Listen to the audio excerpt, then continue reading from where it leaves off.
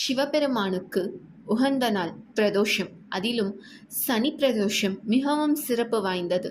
பிரதோஷம் அன்று சொல்ல வேண்டிய சக்தி வாய்ந்த மந்திரம் ஒன்று இருக்கிறது. அந்த மந்திரத்தை ஒரு தடவை சொல்வதை விட 18 தடவை சொல்லும் பொழுது அதற்கு மிகப்பெரிய பலன் இருக்குது. அதிலும் மகா சனி பிரதோஷம் அன்று சொல்வது கூடுதலான சிறப்பு. அந்த மந்திரத்தை பார்ப்போம். சித்தயோனி மஹர்ஷிச்ச சித்தார்த்த சித்தசாதஹ பிஹுச்ச பிக்ஷுரூபச்ச விபனோ மிருதுரவ்யய.